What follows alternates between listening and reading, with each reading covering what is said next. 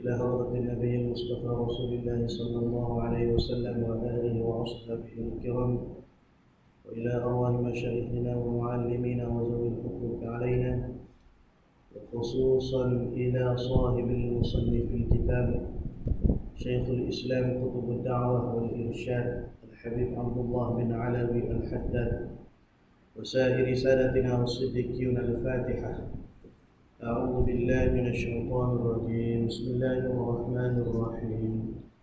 الحمد لله رب العالمين الرحمن الرحيم مالك يوم الدين إياك نعبد وإياك نستعين اهدنا الصراط المستقيم صراط الذين أنعمت عليهم غير المغضوب عليهم ولا الضالين آمين.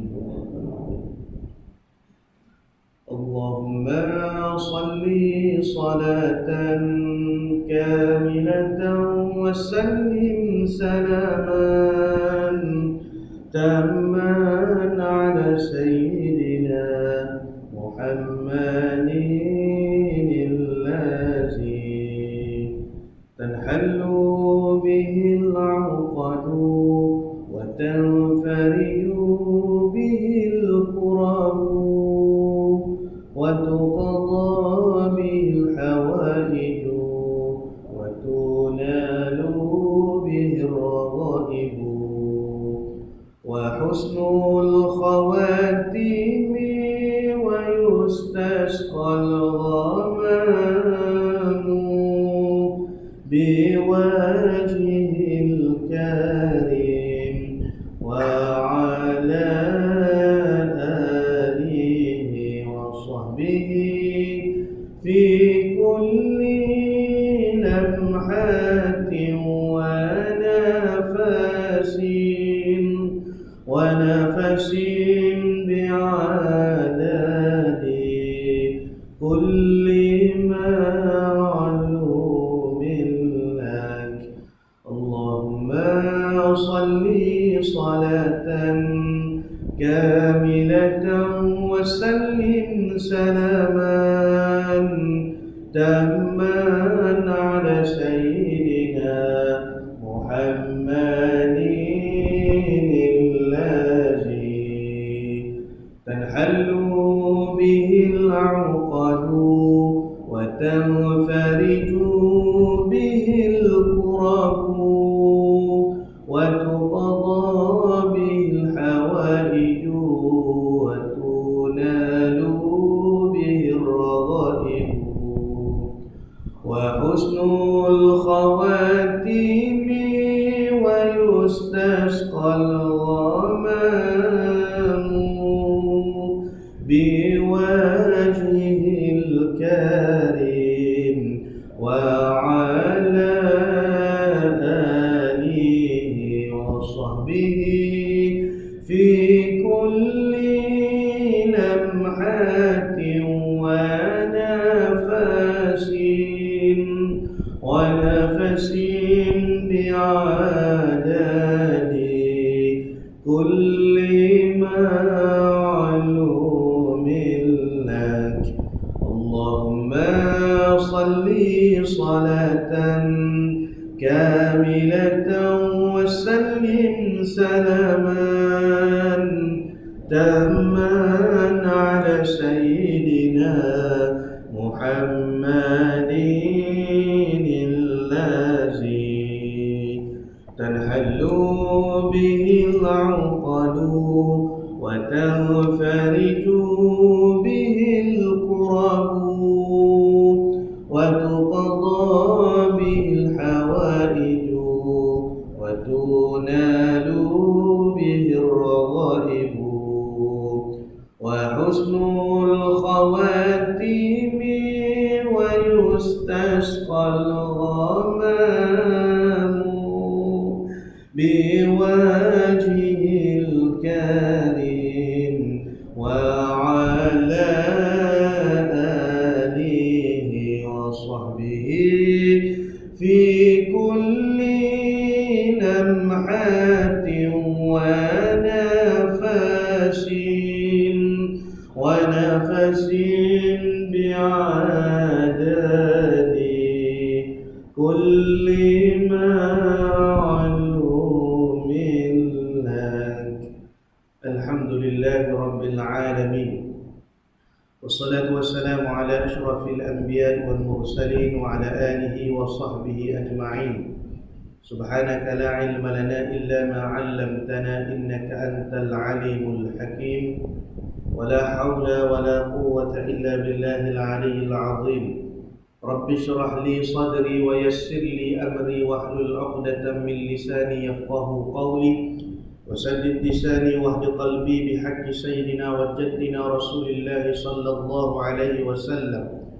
يا أيها الذين آمنوا اصبروا وصابروا ورابطوا واتقوا الله لعلكم تفلحون. اللهم أرنا الحق حقا وارزقنا اتباعه. Ya Allah, ya Tuhan kami, tunjukkanlah kepada kami yang benar itu sebenar-benarnya, dan jadikanlah kami di kalangan orang yang mengikuti akan kebenaran. Wa arinal batila batilan warzuqna ijtinabah. Ya Allah, tunjukkanlah kepada kami yang batil, yang sesat itu sebenar-benarnya sesat, dan jauhkanlah kami daripada mengikuti akan kebatilan dan kesesatan. Rabbana iftah bainana wa baina qaumina bil haqqi wa anta khairul fatihin. Ilahi anta maqsudi wa ridhaka matlubi, a'tini mahabbataka wa ma'rifataka ya Allah. Nawaitul i'tikaf fi hadzal masjid sunnatan lillahi ta'ala. Nawaitu at-ta'alluma wat-ta'lima wat-tazakkura wat-tazkira wan-naf'a wal-intifa' والإفادة والاستفادة والحث على التمسك بكتاب الله وسنة رسول الله والدعاء إلى الهدى والدلالة على الخير ابتغاء وجه الله ومرضاته وثوابه وقربه سبحانه وتعالى. Para hadirin sidang jemaah muslimin muslimat, sidang hadirin wal hadirat, ayahanda bonda, kakak yang dirahmati dan diberkati oleh Allah Ta'ala sekalian.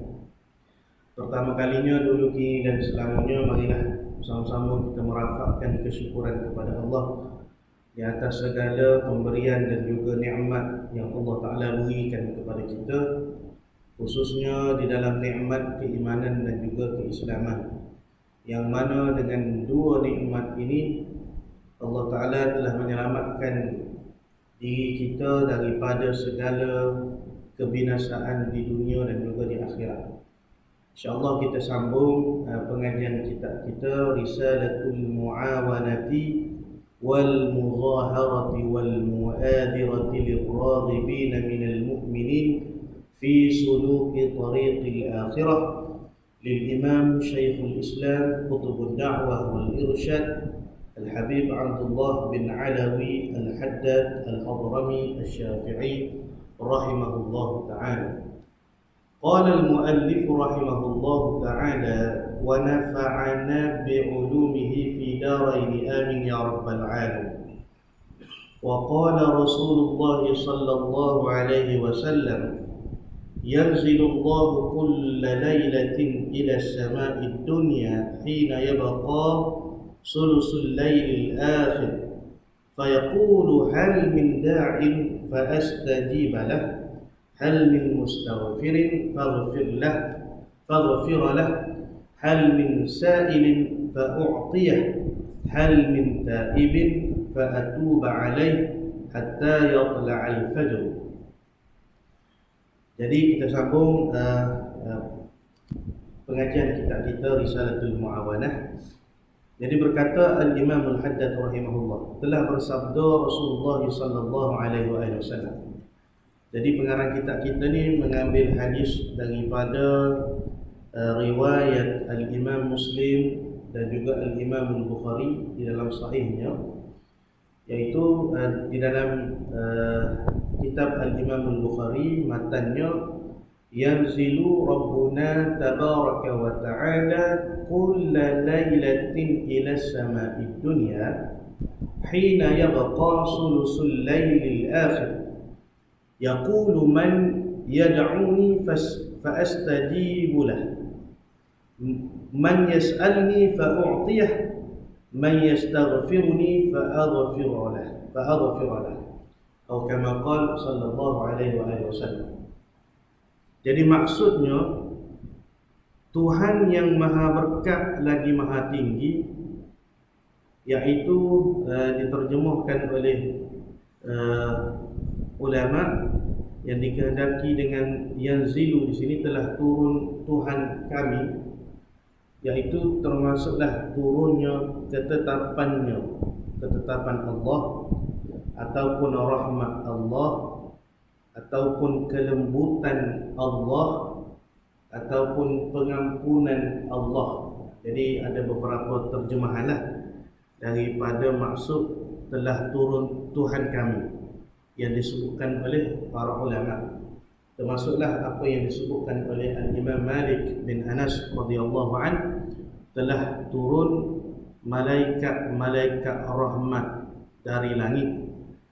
Jadi hadis ini dikategorikan sebagai hadis yang mutasyabihah, hadis yang pada zahir lafaznya memberi kesamaran di antara Allah dengan makhluk. Nah, kerana turun-turun itu bukan sifat bagi Tuhan, berpindah daripada satu tempat ke satu tempat, yataharrak.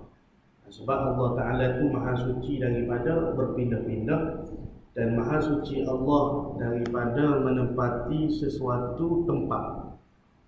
Itu akidah ahli sunnah wal jamaah lah. Jadi Allah bukan biasa duduk atas langit, tiba-tiba 23 malam dia pun turun melihat hamba-hambanya. Jadi kalau orang beriktikad demikian, maka iktikad sedemikian fasik lagi mubtadi' dia panggil.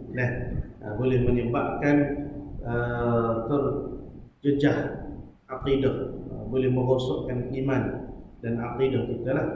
Sebab laisa kamitslihi syai'un wa huwas samiul basir. Maha suci Allah daripada menyerupai sesuatu.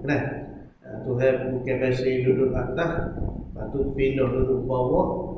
Lepas ketika mana Tuhan turun, Tuhan ada di langit, tu dia membawa kepada waham ataupun membawa kepada pintu-pintu terhadap rosaknya akidah dan juga pegang kita. Cuma yang disebutkan di dalam hadis yang Rasulullah sallallahu alaihi wasallam cerita kepada kita ni, yanzilu rabbuna ay bi makna yanzilu rahmatillah, yanzilu yaghfirillah.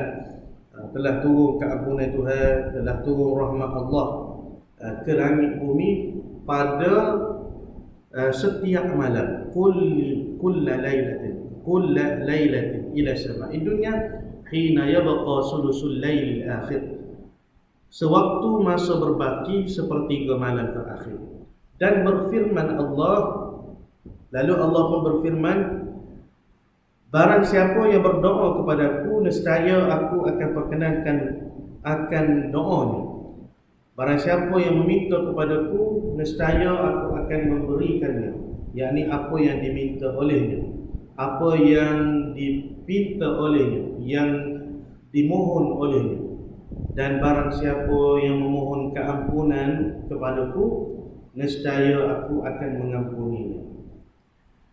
Baik, andai kata tidak ada hadis lain yang menganjurkan bangun malam selain dari hadis ini, maka ia telah pun memadai, kifayah dah, menunjukkan dekatnya rahmat Allah, menunjukkan dekatnya pengampunan Allah terhadap mereka yang bermujahadah, mereka yang melawan nafsu dia daripada mengantuk, daripada penat dan lelah. Menunjukkan dekatnya kita dengan Tuhan tu pada 23 malam tu bukan makna dekat lawannya berjarak dah. Jadi hari ni ada setengah orang dia mengajar, dia kata semakin tinggi tempat kita berada menunjukkan semakin dekat kita dengan Tuhan. Ada orang bercakap gitu, Jadi orang yang beribadat di atas bukit, dia lebih dekat dengan Tuhan berbanding dengan orang yang beribadat hak duduk di bawah bukit, hak duduk di dalam perut bumi. Jadi dia bercakap benda lagu tu dah. Beratlah dia panggil akidah yang mujassimah, akidah yang musyabbihah, akidah yang menjadikan Tuhan, akidah yang mentashbihkan Allah dengan makhluk. Jadi Allah ni bukan basic jauh, yang ada jarak, dekat tidak tepuh, jauh tidak berjarak. Sebab kalau kita cerita Tuhan ni basic berjarak, lelah nak sebab Tuhan ni, Allah ni bukan boleh kita fikir tentang hakikat zat dia. La tafakkaru fi khalqillah wa la tafakkaru fi dzatih. Fikirkan oleh kamu tentang kejadian-kejadian Allah. Allah jadi bumi, Allah jadi langit, Allah jadi kejadian siang dan malam, Allah turun musim hujan, dan Allah akak hujan dari langit, datang musim kemarau. Ini Nabi suruh kita fikir. Setiap kejadian-kejadian dia tu menunjukkan Allah Ta'ala nak memperkenalkan diri dia kepada kita. Tetapi bukan kita ni kena fikir ataupun kita ni disuruh untuk memikir hakikat unhizat dah. Tidak ada satu orang pun yang boleh mengetahui tentang hakikat zatullah. Tidak ada. Baik. Jadi Allah bukan biasa berjarak. Bukan makna bila kita bangun 2/3 malam tu maknanya Tuhan tu hampir dengan kita secara hakiki, bukan. Tapi ayat dekatnya pengampunan Tuhan terhadap mereka yang bangun pada 2/3 malam. Sehingga setiap permohonan, setiap permintaan yang kita minta dengan dia akan diperkenankan, akan dikabulkan. Semakin orang panggil kuat kesan doa kita pada waktu pertengahan malam dengan waktu siang ataupun waktu selain daripada pertengahan malam, maka kuat lagi kesan dia untuk dimustajabkan doa kita tu pada 2/3 malam. Baik. Padahal di dalam Al-Quran dan As-Sunnah banyak dijumpai anjuran supaya bangun malam itu dengan mengerjakan salatul lail, yakni salat malam. Para ahli ma'rifah mendapatkan darajat yang mulia, merasakan nikmatnya dekat dengan Allah, cintanya kepada Allah, lazatnya bermunajat dan berdialog dengannya, sehingga sebahagian orang arif berkata, apabila penghuni syurga itu berada dalam keadaan seperti yang kami rasakan saat ini, maka mereka benar-benar berada dalam kehidupan yang baik. Sebab itu dalam Al-Quran Allah Ta'ala sebut apa? وَلِمَنْ خَافَ مَقَامَ رَبِّهِ جَنَّتَانِ. Bagi mereka yang takut kepada Allah, bagi mereka itu, barang siapa yang takut, وَلِمَنْ خَافَ مَقَامَ رَبِّهِ جَنَّتَانِ, dia diperolehi 2 syurga. Pertama dia panggil Jannatul Ajilah, syurga yang Allah Ta'ala segerakan di dunia. Apa makna syurga yang Allah Ta'ala segerakan kepada mereka yang takut kepada Allah di dunia ni? Perasaan lazat bermunajat dengan Tuhan, perasaan seronok hati dapat berdialog dengan Tuhan. Kita dalam sembahyang pun seperti mana hak Nabi sebut tu, anta'budallah ka'annaka tarah fa in lam takun tarahu fa innahu yaraka. Sembahlah Allah seolah-olahnya kamu dapat melihat Allah. Ka'annaka, seolah-olah, bukan makna lihat dengan mata kepala dah, tapi berasa dekat hati kita ni dengan Allah, dengan pengampunan dia. Kita sujud bacaan yang kita sebut tu subhana rabbiyal a'la wa bihamdi. Anggota kita tu sujud ya. Kita rasa di hati kita memang kita sujud sungguh. Bukan semata-mata perbuatan yang zahir, tapi hakikat di dalam hati ni berasa kerdilnya kita, berasa hinanya kita, berasa besar, yang ni agungnya Tuhan kita. Sujud tu lambang sebagai tanda pengabdian kita kepada Tuhan. Nah, dikala hati kita pula merasakan yang kita ni benar-benar hina, benar-benar lemah, benar-benar bergantung harap kepada Tuhan. Jadi memadai dah kalau hati kita tu boleh rasa begitu. Bukan semata-mata kita sujud dengan perbuatan tanpa merasa apa-apa di dalam hati kita. Nah, orang lain sujud, kita pun sujud. Dalam hati duduk khayal ke benda lain. Dalam hati tak rasa apa ni kebesaran tu. Nah, jadi setiap perbuatan yang kita buat dalam sembahyang kita tu, sama ada qiyam, rukuk, i'tidal, sujud hingga duduk tahiyat akhir tu, hingga salam tu, maka perlu kita rasa kita bermunajat, kita sedang berdialog, kita sedang menzahirkan tanda kehambaan dan pengabdian kita kepada Allah. Jadi bagi orang yang takut kepada Allah ni, mereka memperolehi dua syurga. Pertama, syurga yang Allah Ta'ala sediakan di dunia ni, iaitu rasa lazat, rasa nikmat, rasa bahagia, rasa tenang hati ketika beribadat kepada Tuhan. Dalam Quran Allah Ta'ala sebut suratul Fatihah, kalau kita duk baca 17 kali sehari. 17 kali sehari kan. Allah daripada ayat yang pertama basmalah tu, Bismillahirrahmanirrahim, dengan nama Allah. Allah itu nama bagi zat, sifatnya Rahman. Apa makna Rahman? Al-mun'imu bijalailin ni'ami, Tuhan yang bersifat pemurah, sifat pemberi. Nah, terhadap hamba-hamba dia. Tak kira hak Islam ke, hak yang tidak Islam ke, hak beriman ke, hak kufur ke, hak taat ke, hak deraka kepada dia, Tuhan beri belaka daripada segala nikmat-nikmat duniawi ni. Boleh kaya, boleh mewah, boleh bahagia dan sebagainya kita kata.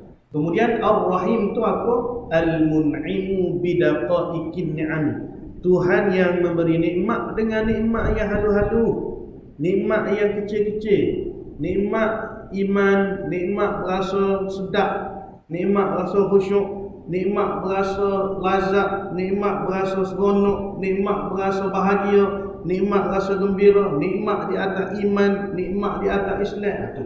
Nah, jadi bila kita baca ayat tu, biar kita faham. Baca dengan ma'rifah, dia panggil. Baca tu dengan tadabbur, faham dalam hati. Nah, Ar-Rahmanir-Rahim dua kali. Nah, tu yang ulang dalam suratul Fatihah tu. Ayat pertama dan juga ayat yang ketiga. Bismillahirrahmanirrahim. Alhamdulillahi rabbil alamin. Ar-Rahmanir-Rahim. Ar-Rahmanir-Rahim dua kali diulang. Nah, ayat pertama dan juga ayat ketiga. Supaya apa tu? Supaya kita ni berasa seronok. Supaya kita ni lebih kenal, lebih nampak cerah mata hati kita ni ketika kita munajat dengan Tuhan. Kemudian nikmat yang kedua yang Allah Ta'ala beri kepada orang-orang yang takut kepada Allah, iaitulah Jannatul Ajilah, syurga di negeri akhirat kelak. Orang yang arif lainnya berkata, Ahlul Lail, iaitu orang yang bangun malam untuk beribadah, mirip Ahlul Lahwi, yakni orang yang menghabiskan waktunya untuk bersenang-senang di waktu malam mereka. Maksudnya sama-sama merasakan kenikmatan masing-masing. Jadi nak cerita lagu mana orang yang dapat nikmat bermunajat dengan Tuhan ni, dia seolah-olahnya gambaran ataupun perumpamaan yang disebutkan oleh Imam Haddad ni, seperti mana Ahlul Lahwi, Ahlul Lahwun, orang yang minat dengan perkara-perkara dunia lah, tak mengatur mata dia. Macam anak-anak muda kita kan, kita kata sekarang ni main TikToknya, main media sosial ni macam-macam lah. Nah, Facebooknya kita sendiri pun sama naik lah. Jadi antara kita baca media sosial dengan kita baca kalamullah misalnya ada, mana lebih banyak masa kita peruntukkan? Tengok kitab, tengok Quran, tengok hadis Nabi dengan tengok isu-isu semasa. Sekarang ni orang nak cari isu semasa tak ada hadis. Nah, ataupun orang yang minat dengan gadget-gadget permainan. Ataupun kita beri contoh ke apa lagi? Piala Dunia, tengok bola sepak. Nah, World Cup, Euro dan sebagainya. Seronok, sanggup bangun pukul 3 pagi, pukul 4 pagi, tak ngantuk mata segar, tak semangat. Jadi seolah-olahnya begitu. Bagaimana orang itu berasa lazat dengan perbuatan dunia dia, tak ngantuk, lara dia main dengan game-gamenya. Nah, sehingga mak ayah panggil pun tak cara dah, tak dengar dah. Sedap pasak masa tu. Begitulah keadaan orang yang lazat dalam melakukan ketaatan kepada Allah. Dia tak berasa apa.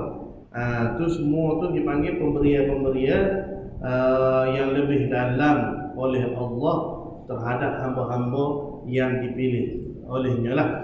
Jadi gambarannya begitu. Nah, orang arif lainnya ada yang berkata, selama 40 tahun tidak ada yang menyedihkanku kecuali terbitnya fajar. Ni mereka yang tahu menghargai masa.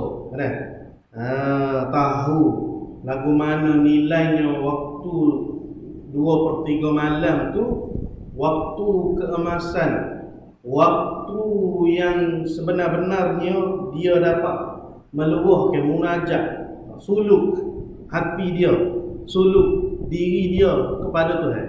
Sebab tu macam kita cerita pada pertemuan yang lepas, bagaimana Sayyidina Umar Al-Khattab radhiyallahu anhu bila ditanya oleh dia, bagaimana aku hendak tidur pada waktu siang, aku bimbang, aku tak mampu nak menunaikan amanah yang orang telah serahkan kepada aku, yang telah ditugaskan ke atas diriku. Bagaimana aku nak tidur pada waktu siang, sedangkan amanah ni banyak ni yang perlu aku laksanakan, yang akan ditanya oleh Allah Ta'ala di akhirat kelak. Kemudian kata Umar lagi, dan bagaimana mampu aku nak tidur pada waktu malam, sedangkan inilah peluang aku, inilah saatnya aku nak bermunajat dengan Allah, dengan Tuhan aku. Alangkah ruginya aku kalau aku tidur pada waktu malam, aku tak ada masa yang khusus untuk diri aku bermunajat dengan Allah Ta'ala. Itu perkataan yang disebutkan oleh Sayyidina Umar Al-Khattab radhiyallahu anhu. Kenikmatan salat malam ini tidak dapat dirasakan melainkan setelah mencicipi kepayahan dan penderitaan di dalam bangun malam tersebut. Jadi dia panggil tak dapat cara lain lah, melalui jalanan mujahadah. Kita sendiri tu kena ada keazaman. Nasihat untuk diri saya lah, diri kamu sendiri. Bila lah kita bangun malam, bila lah kita bertahajud, bila lah kita semaya sunat malam. Kena tanyalah. Sebab kita dah tahu dah macam-macam kelebihan, macam-macam ganjaran yang Allah Ta'ala janjikan kepada kita, yang Rasulullah Sallallahu Alaihi Wasallam sebut kepada kita. Maka oleh sebab itu kita kena ada keazaman, dan kita kena jadikan diri kita ni sebagai ahlul lail, ahli, yakni golongan yang mendirikan malam-malam hari, golongan yang menjadikan malamnya sebagai tempat munajat kepada Allah. Seperti mana hadis yang kita sebut pada minggu yang sebelum ni lah. Nabi kata orang mukmin itu, yakni orang yang sebenar-benar kuat, adalah orang yang mampu mendirikan solat pada waktu malam. Makna dia mampu nak lawan mujahadah nafsu dia daripada rasa malas, rasa berat, rasa mengantuk dan sebagainya. Kemudian kebergantungan hati dia sepenuhnya kepada Allah, tidak bergantung kepada manusia, tidak bergantung kepada selain Allah. Ni mukmin yang hebat, ni mukmin yang sebenar-benarnya dimuliakan oleh Allah. Kemudian Al-Imam Al-Ghazali rahimahullahu ta'ala ada menyebutkan di dalam kitab dia Al-Ihya Ulumuddin, kata Al-Imam Al-Ghazali rahimahullah, ketahuilah bahawa qiyamul lail tidak mudah kecuali atas orang yang diberi taufik untuk melakukannya. Itu yang pertama yang perlu kita sedar. Jadi adakah kita ni termasuk orang yang mendapat taufik untuk melakukan ketaatan, ataupun kita ni mendapat khizlan? Lawan bagi taufik itu dia panggil khizlan. Apa makna khizlan? Iaitu Allah Ta'ala jadikan suatu kekuatan di dalam diri kita ni untuk melakukan maksiat kepada Tuhan. Taufik ni Allah jadikan kepada kita kekuatan untuk melakukan taat kepada Dia. Kita boleh bangun malam, kita boleh baca Quran, kita boleh khatam Quran, kita boleh apa sahajalah dari segi ketaatan ibadat kepada Tuhan ni adalah pemberian daripada Allah. Taufik Tuhan beri kepada kita kekuatan, bukan semata-mata dengan jasad yang ada pada diri kita dah. Kalau jasad kita ni orang panggil tak berdaya lah, banyak benda yang kita ni tak mampu nak buat. Tapi kenapa ahlullah arifun billah, orang arifun billah ni cerita pasal orang lah. Dia orang mampu. Tengok Imam Malik rahimahullah ta'ala, imam mazhab kita, Imam Asy-Syafi'i sendiri, bagaimana dia dapat menjadikan Al-Quran itu sebagai rutin kehidupan dia, boleh khatam. Imam Malik pernah mengkhatamkan 30 juzuk Al-Quran di dalam 2 rakaat sembahyang sunat. Itu Al-Imam Malik bin Anas, hebat mereka. Begitu juga Al-Imam Abu Hanifah rahimahullah ta'ala. Jadi ketika itu mereka bukan lagi melakukan ibadat kepada Allah dengan daya usaha yang ada pada diri dia, tetapi mereka mendapat taufik daripada Allah. Mereka mendapat cahaya daripada Allah di atas ketaatan-ketaatan yang mereka lakukan. Jadi cahaya daripada Allah inilah yang kita panggil sebagai anwar ataupun nurun minallah, cahaya daripada Allah. Cahaya ibadat, cahaya ketaatan, cahaya kekuatan untuk buat sesuatu ketaatan ni Allah limpahkan dalam hati mereka yang benar-benar kosong selain daripada mengingati Allah. Sehingga hati mereka tu sentiasa dekat sepanjang masa dengan Allah. Setiap ibadat yang dia buat bukan lagi dengan kehendak dia dah, tetapi melalui kehendak Allah. Allah Ta'ala telah condongkan hati dia tu berat kepada ketaatan, tak minat, tak beri kepada sebagai perkara-perkara keduniaan. Ni orang panggil susah belaka lah. Sebab apa susah? Sebab kita ni orang yang jauh, hati kita ni banyak lekat dengan perkara-perkara selain daripada Allah, masya Allah. Jadi orang yang dipenuhi dengan cahaya ilahiyah, nurul ilahiyah, maka ketika itu sentiasa hati dia ni berfikir untuk melakukan taat. Sebab itu manusia ni martabat dia lebih tinggi, lebih mulia daripada para malaikat. Sebab apa? Sebab dalam diri kita ni adanya nafsu yang perlu kita tempuh, yang perlu kita lawan, yang perlu kita perang. Sehingga nafsu tadi itu tunduk, akur pada diri kita. Jadi kata Imam Al-Ghazali, tidak mudah bagi seseorang itu untuk bangun berqiyamul lail kecuali ke atas mereka yang diberi taufik untuk melakukannya dengan syarat-syarat yang memudahkan baginya. Jadi ada syarat lagu mana kita ni nak dapat taufik daripada Allah. Di antara sebab-sebab tersebut ada yang zahir dan ada juga yang batin. Maka kata Imam Al-Ghazali, di antara sebab yang lahir ataupun sebab yang zahir, lagu mana kita nak mudah nak bangun malam, yang pertama adalah dengan tidak memberati makan ataupun tidak banyak makan. Sebahagian daripada syekh berkata, wahai para murid, jangan makan banyak, minum banyak, kerana jika demikian kalian akan tidur banyak dan merugi banyak. Jadi nak makan tu boleh, tapi dengan portion yang sedikit, yang sederhana, kan? Bukan portion yang terlalu banyak sehingga memberati jasad kita ni daripada bangkit pada 2/3 malam. Khususnya makan pada waktu malam lah. Kalau saya kita ni tak ada lah, kan? Habis kuliah makan boleh tidur sikit-sikit, tidur ringan-ringan, kadang-kadang tu makan sedap-sedap.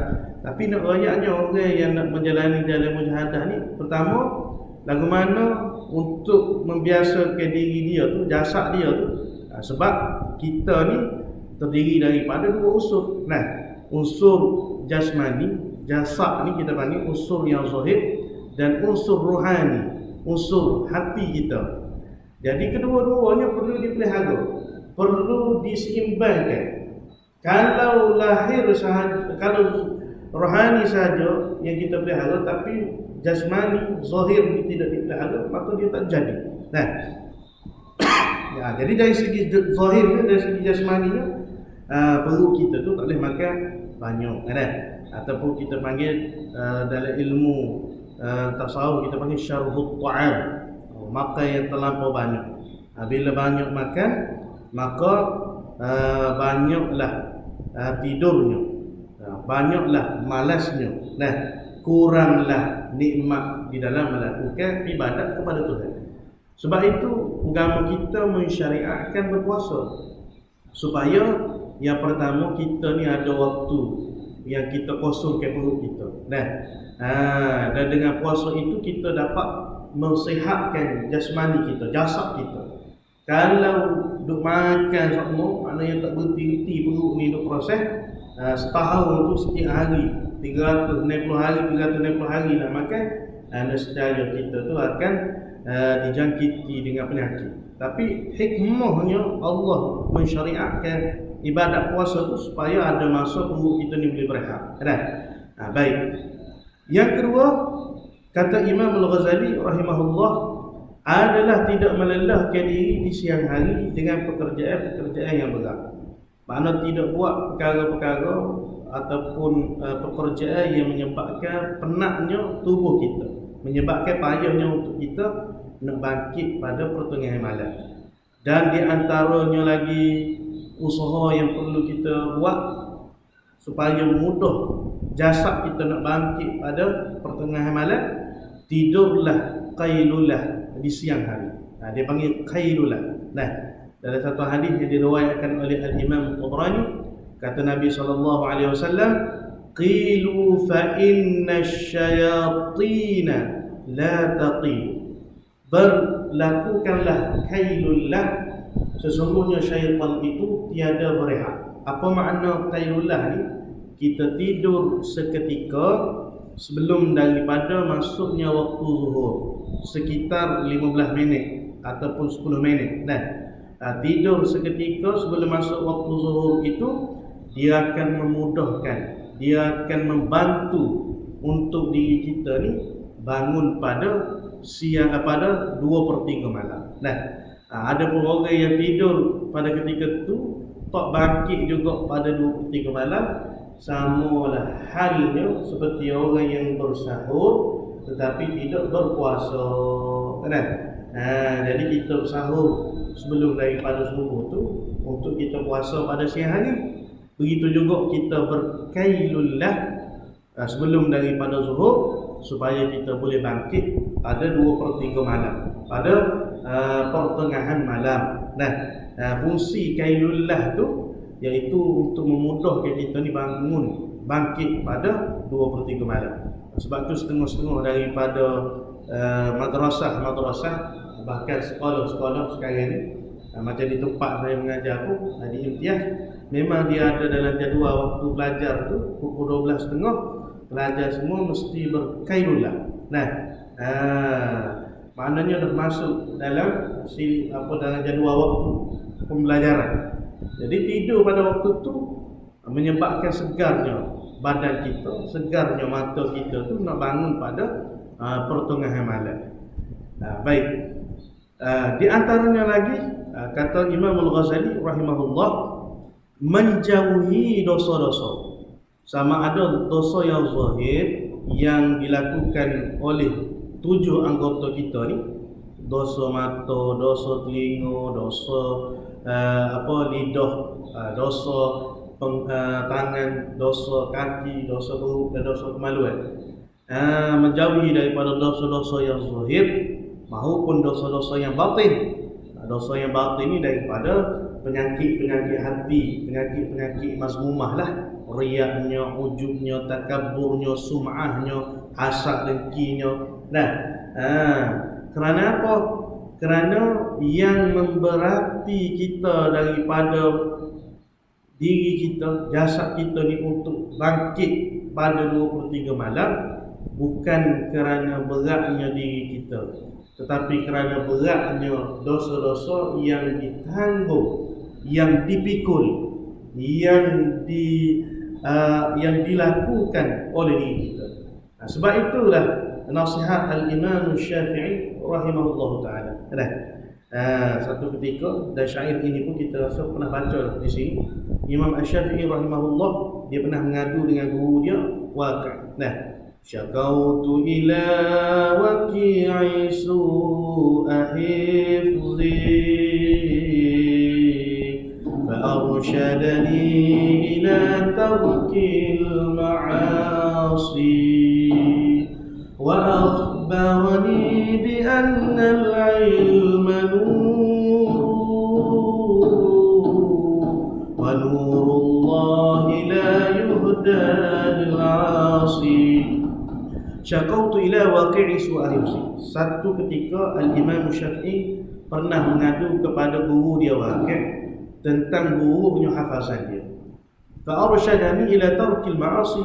Maka kata Imam Waqi' kepada Imam Syafi'i rahimahullah supaya tinggalkan maksiat.